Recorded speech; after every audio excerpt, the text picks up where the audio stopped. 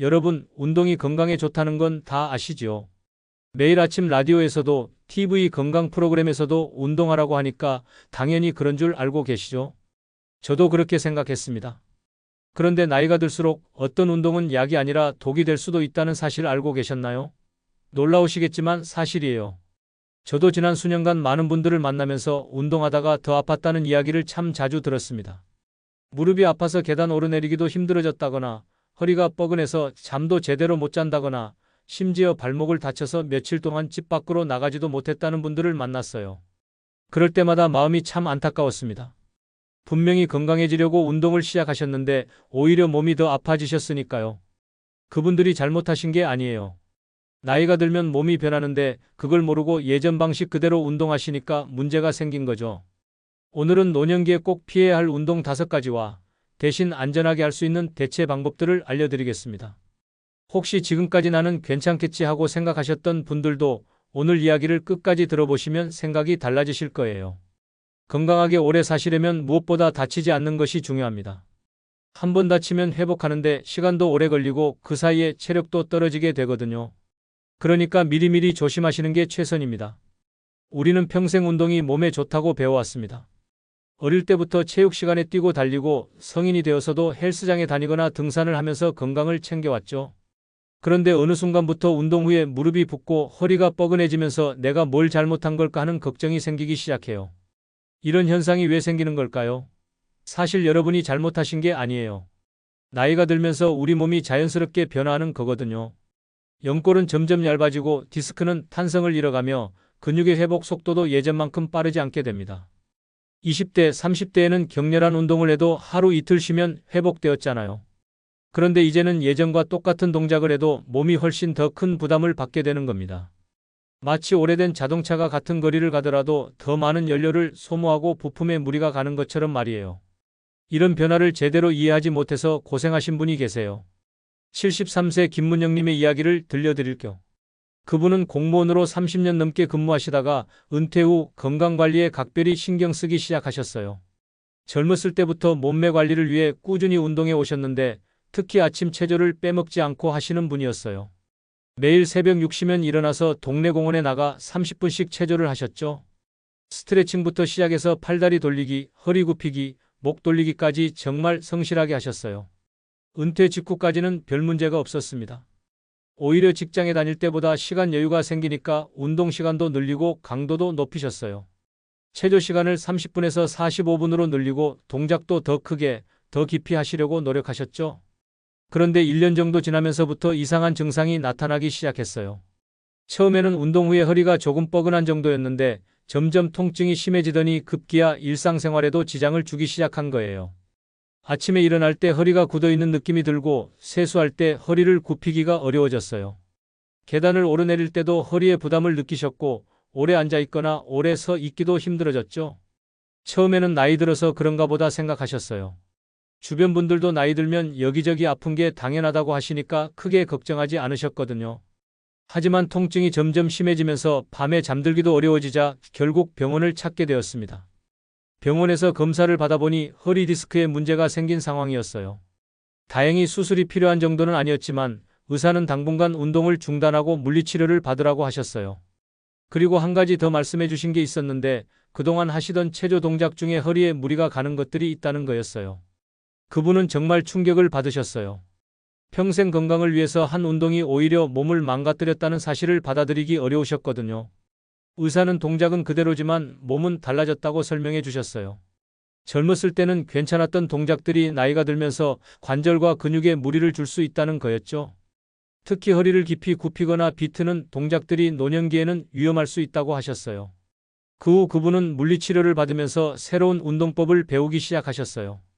기존의 체조 동작들 중에서 위험한 것들은 빼고 대신 안전한 대체 동작들을 익히셨죠.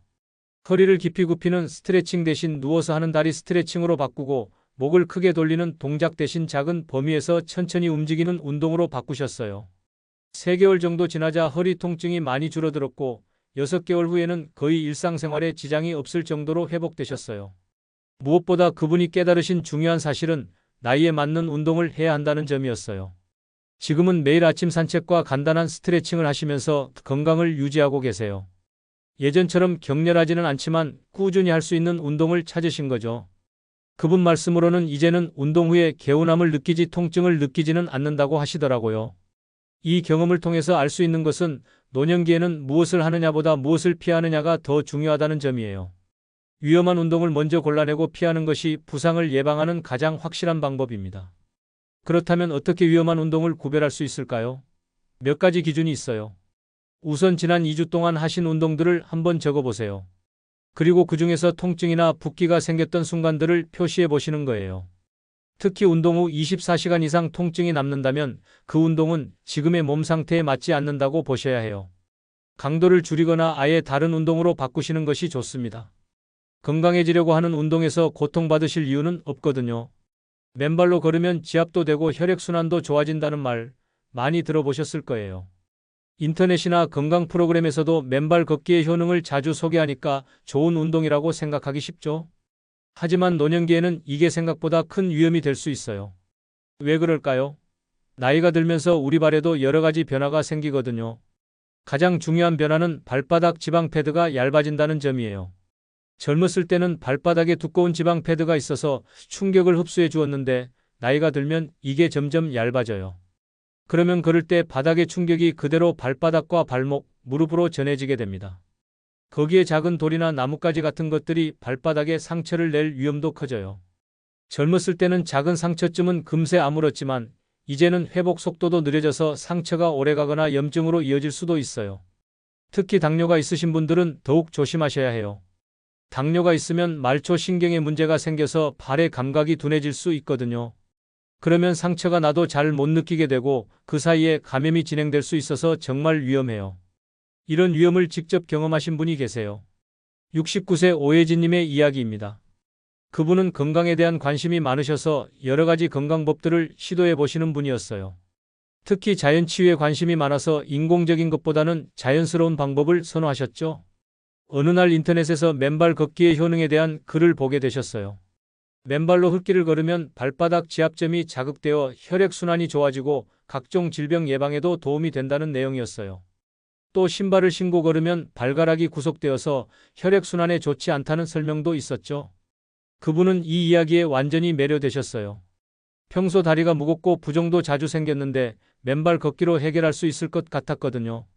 게다가 돈도 들지 않고 집 근처 공원에서 쉽게 할 수 있는 운동이라서 더욱 매력적이었어요. 그래서 다음 날부터 바로 실천에 옮기셨습니다. 매일 아침 7시면 집 근처 공원의 흙길로 나가서 맨발로 30분씩 걸으셨어요.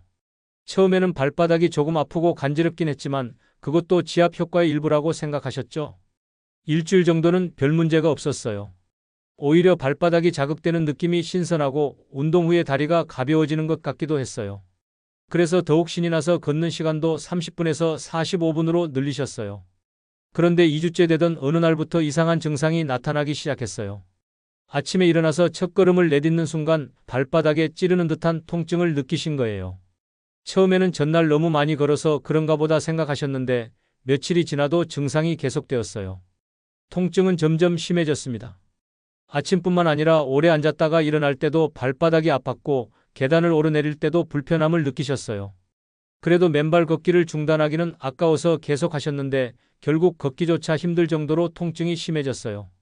병원에 가서 진료를 받아보니 족저근막염이라는 진단을 받으셨어요. 발바닥에 근막이 염증을 일으킨 상태였던 거죠.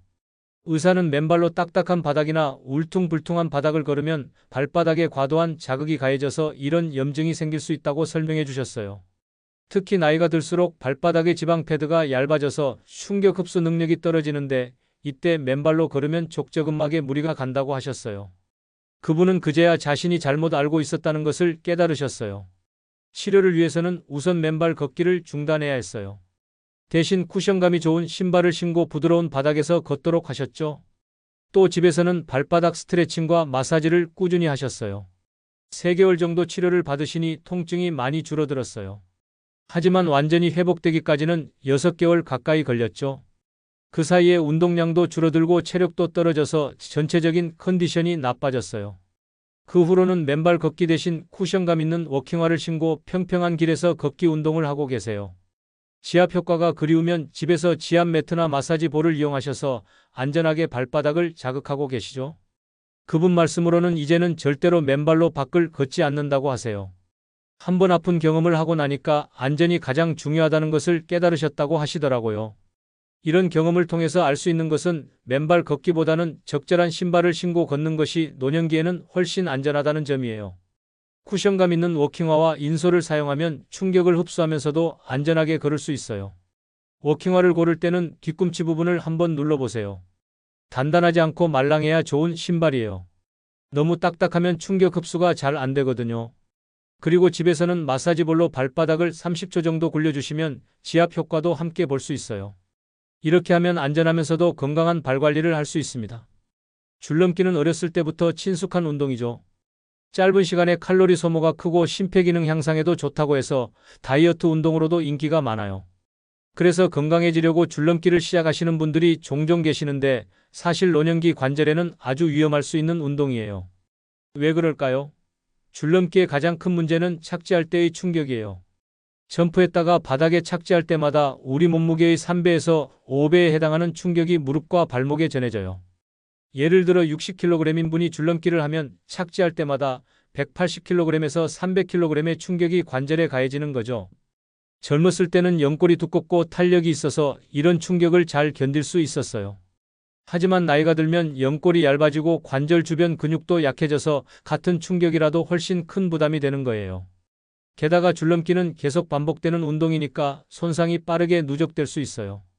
이런 위험을 몸소 경험하신 분이 계세요. 66세 박혜동 씨의 이야기입니다. 그분은 은퇴 후 체중 관리에 관심을 갖기 시작하신 분이었어요. 직장 다닐 때는 바빠서 운동할 시간이 없었는데 은퇴하고 나니 시간 여유도 생기고 건강에 대한 관심도 커지셨거든요. 특히 뱃살이 나온 것이 신경 쓰여서 효과적인 다이어트 운동을 찾고 계셨어요. 그러던 중 텔레비전에서 줄넘기의 다이어트 효과에 대한 프로그램을 보게 되셨어요.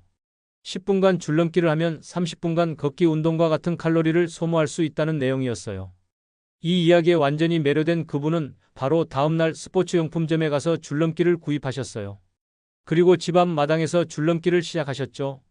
처음에는 연속으로 10개도 넘기기 어려웠지만 꾸준히 연습하면서 점차 늘려나가셨어요. 한 달 정도 지나니 연속으로 100개 정도는 넘길 수 있게 되었고 그 성취감에 더욱 열심히 하게 되셨어요. 매일 아침 30분씩 줄넘기를 하면서 하루에 600개 정도를 목표로 잡고 운동하셨죠. 처음 2달 동안은 별 문제가 없었어요. 오히려 체중도 3kg 정도 줄고 체력도 좋아지는 것 같아서 뿌듯하셨어요. 주변 분들도 건강해 보인다고 칭찬해 주셔서 더욱 신이 났죠. 그런데 세 번째 달에 접어들면서 이상한 증상이 나타나기 시작했어요. 운동을 마치고 나면 무릎이 붓는 느낌이 들었고 계단을 오르내릴 때 무릎에서 소리가 나기 시작했어요. 처음에는 운동 효과라고 생각하고 대수롭지 않게 여기셨어요. 하지만 증상은 점점 심해졌습니다. 아침에 일어날 때 무릎이 뻣뻣한 느낌이 들었고 오래 앉았다가 일어설 때 무릎의 통증을 느끼기 시작했어요. 그래도 운동을 중단하기는 아까워서 강도를 조금 줄여가며 계속 하셨는데 결국 어느 날은 줄넘기 도중에 무릎에 심한 통증을 느끼며 주저앉게 되었어요. 그제야 심각성을 느끼고 병원에 가셨는데 검사 결과 무릎 연골에 손상이 생긴 상태였어요. 의사는 줄넘기 같은 충격이 강한 운동을 오래 계속하면 연골이 닳아서 이런 문제가 생길 수 있다고 설명해 주셨어요. 특히 나이가 들수록 연골의 재생 능력이 떨어지는데 이때 반복적인 충격을 받으면 손상이 누적되어 염증이나 통증을 유발할 수 있다고 하셨죠. 그분은 그때서야 자신이 무리했다는 것을 깨달으셨어요. 의사는 당분간 줄넘기를 중단하고 무릎에 부담이 적은 운동으로 바꾸라고 권했어요. 대신 제안해준 운동이 수영장에서 하는 아쿠아로빅과 실내 자전거였어요. 이런 운동들은 관절에 충격이 거의 없으면서도 심폐지구력을 충분히 기를 수 있다고 하셨거든요. 처음에는 아쉬웠지만 무릎 건강을 위해서 운동 방법을 완전히 바꾸셨어요. 근처 수영장에 등록해서 주 3회 아쿠아로빅을 하고 집에서는 실내 자전거를 타기 시작하셨죠. 놀랍게도 새로운 운동법이 훨씬 좋았어요. 수중 운동은 물의 부력 때문에 관절에 부담이 거의 없으면서도 칼로리 소모는 줄넘기 못지 않았어요. 실내 자전거도 무릎에 무리가 가지 않으면서 하체 근력을 기를 수 있었고요. 6개월 정도 지나자 무릎 상태도 많이 좋아졌고 체중도 줄넘기 할 때보다 더 많이 줄었어요. 무엇보다 운동 후에 통증이 없으니까 마음도 편하고 꾸준히 할 수 있게 되었죠. 그분은 지금도 수영장 걷기와 실내 자전거를 병행하고 계세요. 줄넘기의 효율성은 그립지만 안전하게 오래 할 수 있는 운동이 더 좋다고 말씀하시더라고요. 이 경험을 통해 알 수 있는 것은 효과가 빠른 운동일수록 부작용도 클 수 있다는 점이에요. 수중 걷기나 실내 자전거는 관절에 충격이 거의 없으면서도 심폐지구력을 충분히 길러줍니다. 실내 자전거를 탈 때는 안장 높이를 잘 맞춰주세요. 무릎이 90도 이하로 깊게 꺾이지 않게 하는 것이 중요해요. 수중 걷기를 할 때는 가슴 높이 물에서 보폭을 작게 하고 팔을 크게 흔들면서 하시면 더 효과적입니다. 이렇게 하면 안전하면서도 충분한 운동 효과를 볼 수 있어요. 앉아서 발끝 잡기, 서서 상체 숙이기 같은 동작들 많이 해보셨을 거예요. 유연성을 기르는 대표적인 스트레칭으로 알려져 있어서 체육 시간이나 운동 전 준비 운동으로도 자주 하는 동작들이죠. 그런데 이런 허리를 깊이 굽히는 동작들이 사실은 허리 디스크에 큰 부담을 준다는 사실은 잘 모르시는 분들이 많아요. 왜 위험한 걸까요? 허리를 깊이 숙이면 디스크 안에 있는 수액이 뒤쪽으로 밀려나면서 섬유륜을 압박하게 돼요. 젊었을 때는 디스크의 탄력성이 좋아서 이런 압력을 견딜 수 있었지만 나이가 들수록 디스크의 수분 함량이 줄어들고 탄력성도 떨어져요. 그러면 같은 동작을 해도 디스크에 가해지는 압력은 훨씬 커지게 되죠. 게다가 나이 든 디스크는 회복력도 떨어져서 한번 손상되면 쉽게 파열될 수 있어요. 특히 반복적으로 허리를 굽히는 동작을 하면 디스크 손상이 누적될 수 있어서 더욱 위험해요. 이런 위험을 직접 경험하신 분이 계세요. 72세 정미자님의 이야기입니다. 그분은 평생 몸이 경직되어 있는 것이 싫어서 유연성 운동에 특별히 신경 써오신 분이었어요. 젊었을 때부터 발레나 요가 같은 운동을 즐기셨고 나이가 들어서도 몸을 유연하게 유지하려고 노력하셨죠. 특히 아침마다 하시는 스트레칭 루틴이 있으셨어요. 침대에서 일어나자마자 바닥에 앉아서 다리를 쭉 뻗고 상체를 앞으로 숙여서 발끝을 잡는 동작을 20회씩 하셨어요. 그리고 서서 허리를 깊이 숙여서 손바닥을 바닥에 대는 동작도 매일 하셨죠. 이런 동작들을 하면 몸이 개운해지고 하루를 상쾌하게 시작할 수 있다고 생각하셨어요. 실제로 젊었을 때는 이런 스트레칭을 하고 나면 몸이 가벼워지는 느낌이 들었거든요. 그런데 70세를 넘어서면서부터 이상한 증상이 나타나기 시작했어요. 스트레칭을 하고 나면 오히려 허리가 뻐근하고 불편한 느낌이 들기 시작한 거예요. 처음에는 운동 부족으로 근육이 경직되어서 그런가 보다 생각하고 더 열심히 스트레칭을 하셨어요. 하지만 증상은 호전되기는커녕 오히려 악화되었습니다. 스트레칭을 하는 순간에는 별 문제가 없는데 몇 시간 후부터 허리가 아프기 시작했어요. 특히 오래 앉아있거나 허리를 굽히는 동작을 할 때 통증이 심했죠. 더 심각한 문제는 다리 저림이 생기기 시작한 거예요. 처음에는 가끔씩 발가락이 저린 정도였는데 점점 종아리, 허벅지까지 저림이 올라왔어요. 밤에 잠들기 전에 특히 심해서 잠을 설치는 일이 많아졌죠. 결국 견딜 수 없어서 병원에 가게 되었는데 MRI 검사 결과 허리 디스크가 돌출되어 신경을 압박하고 있다는 진단을 받으셨어요. 의사는 평소 어떤 운동을 하시는지 물어보셨고 스트레칭 동작들을 설명해 드리자 그것이 문제의 원인이라고 하셨어요. 허리를 깊이 굽히는 동작을 반복하면 디스크에 지속적인 압력이 가해져서 수액이 뒤로 밀려 나올 수 있다고 설명해 주셨어요. 특히 나이가 들어서 디스크의 탄력이 떨어진 상태에서 이런 동작을 하면 더욱 위험하다고 하셨죠. 그분은 정말 충격을 받으셨어요. 건강을 위해서 평생 해온 스트레칭이 오히려 몸을 망가뜨렸다는 사실을 받아들이기 어려우셨거든요. 의사는 당분간 허리를 굽히는 스트레칭은 절대 하지 말고 대신 안전한 방법으로 유연성을 기르라고 권했어요. 추천해 주신 운동이 바로 누워서 하는 수건 스트레칭이었어요. 바닥에 누워서 무릎을 세우고 수건을 발바닥에 걸어서 다리를 위로 들어 올리는 동작이었죠. 이렇게 하면 허리에 부담을 주지 않으면서도 햄스트링을 충분히 늘릴 수 있다고 하셨어요. 처음에는 효과가 의심스러웠지만 허리 통증이 심해서 의사 말씀대로 따라 해보기로 하셨어요. 기존의 스트레칭은 완전히 중단하고 누워서 하는 수건 스트레칭만 하셨죠. 놀랍게도 일주일 정도 지나자 허리 통증이 조금씩 줄어들기 시작했어요. 한 달 후에는 다리 저림도 많이 완화되었고 3개월 후에는 거의 일상생활에 지장이 없을 정도로 좋아지셨어요. 무엇보다 신기했던 건 유연성도 충분히 유지할 수 있었다는 점이었어요.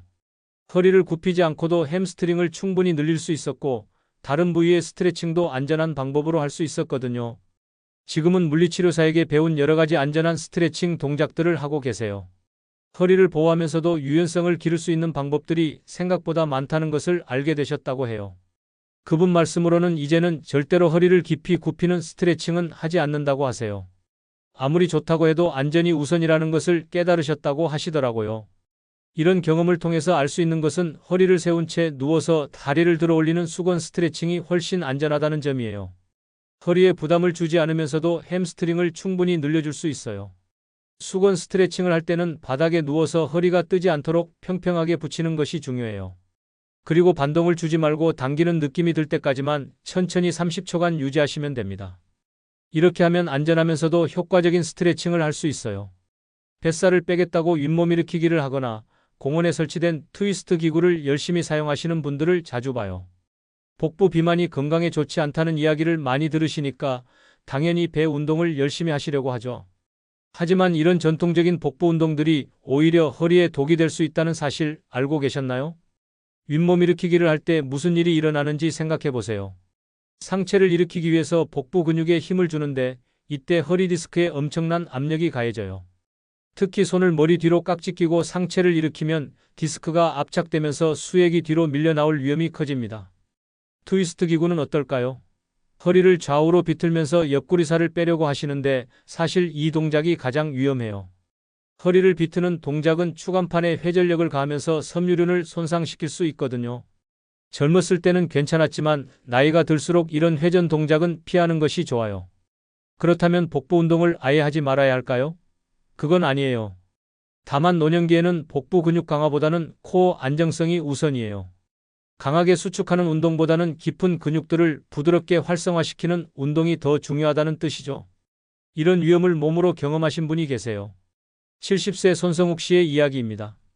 그분은 은퇴 후 체중 관리에 특별히 신경을 쓰시는 분이었어요. 직장 다닐 때는 바빠서 운동할 시간이 없었는데 시간 여유가 생기니까 젊었을 때처럼 몸매를 관리하고 싶으셨거든요. 특히 배가 나온 것이 가장 신경 쓰였어요. 허리띠를 매기도 어려워졌고 옷 맵시도 예전 같지 않아서 스트레스를 받으셨죠. 그래서 집 근처 공원에 설치된 운동기구들을 이용해서 복부 운동을 시작하게 되었어요.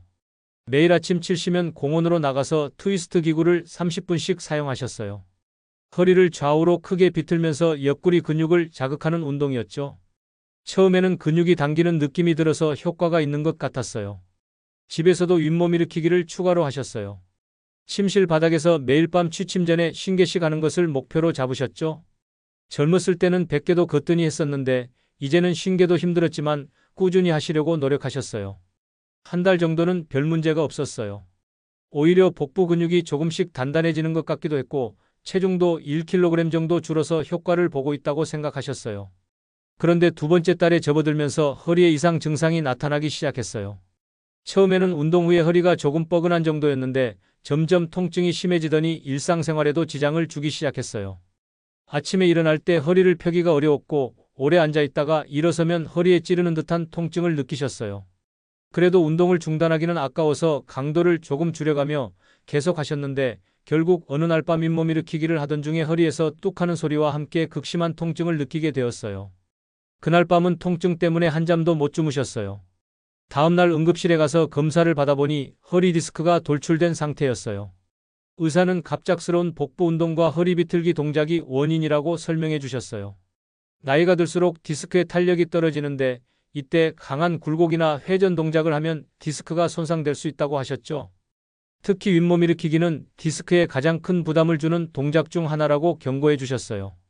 치료를 위해서는 우선 기존의 운동을 완전히 중단해야 했어요. 대신 물리치료사가 권해준 운동이 데드버그와 무릎 좌우 이동 운동이었어요.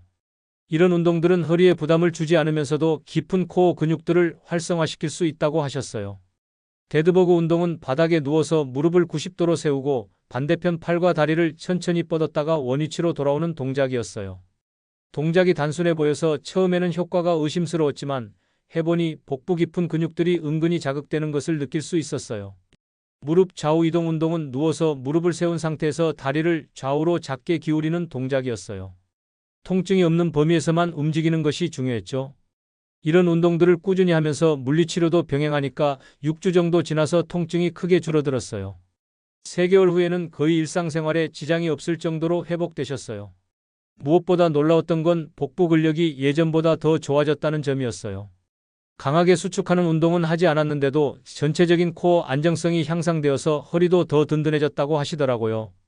지금은 물리치료사에게 배운 안전한 코어 운동들을 꾸준히 하고 계세요. 윗몸 일으키기나 트위스트 기구는 절대 사용하지 않으신다고 해요.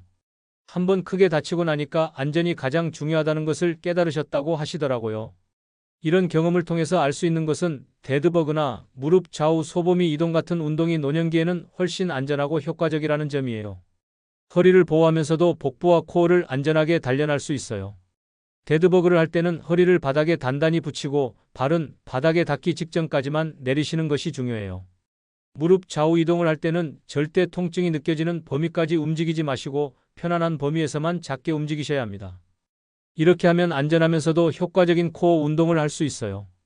여러분, 오늘 함께 살펴본 5가지 위험한 운동들 어떠셨나요? 혹시 지금까지 하고 계시던 운동이 있으신가요? 놀라셨을 수도 있고 걱정이 되실 수도 있어요. 하지만 너무 걱정하지는 마세요. 운동은 분명히 우리 몸을 살리는 최고의 약입니다.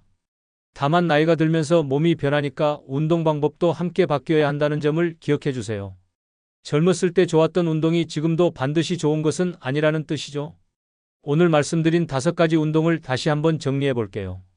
첫째, 맨발 걷기 대신 쿠션감 있는 워킹화를 신고 걸으시고 지압이 필요하면 집에서 마사지 볼을 활용하세요. 둘째, 줄넘기 대신 수중 걷기나 실내 자전거로 심폐지구력을 기르세요. 셋째, 허리를 깊이 굽히는 스트레칭 대신 누워서 하는 수건 스트레칭으로 유연성을 유지하세요. 넷째, 윗몸 일으키기나 트위스트 운동 대신 데드버그나 무릎 좌우 이동 운동으로 안전하게 코어를 단련하세요. 이런 대체 운동들이 처음에는 시시해 보이실 수도 있어요. 땀도 별로 나지 않고 운동한 것 같은 느낌도 덜 하실 수 있거든요. 하지만 이것이 바로 노년기에 맞는 올바른 운동이에요. 격렬하지 않아도 꾸준히 할 수 있고 부상 위험도 적으면서 건강 효과는 충분히 볼 수 있는 운동들이거든요. 가장 중요한 것은 꾸준함입니다. 일주일에 3번 격렬하게 운동하다가 다쳐서 한 달 쉬는 것보다는 매일 조금씩이라도 안전하게 꾸준히 하는 것이 훨씬 좋아요. 건강은 하루아침에 만들어지는 게 아니니까요. 그리고 운동할 때는 항상 자신의 몸 상태를 살피세요. 운동 후 24시간 이상 통증이 남거나 붓기가 생기거나 움직이기 어려워진다면 그 운동은 지금의 몸 상태에 맞지 않는다고 보시면 됩니다. 억지로 참고 계속할 필요 없어요. 강도를 줄이거나 다른 운동으로 바꾸시는 것이 현명한 판단입니다. 여러분의 몸이 가장 정확한 신호를 보내주고 있거든요. 오늘 알려드린 대체 운동법들을 하나씩 시도해 보세요. 완벽하게 바꾸려고 서두르지 마시고 천천히 하나씩 적용해가면서 자신에게 맞는 운동을 찾아가시면 됩니다. 작은 변화 하나가 여러분의 무릎을, 허리를, 그리고 남은 인생 전체를 지켜줄 수 있습니다. 다치지 않고 건강하게 운동하시는 것, 그것이 가장 중요한 목표예요. 여러분의 건강한 노년을 진심으로 응원합니다. 안전하고 즐거운 운동으로 활기찬 매일을 보내시길 바라요. 오늘도 건강한 하루 되세요.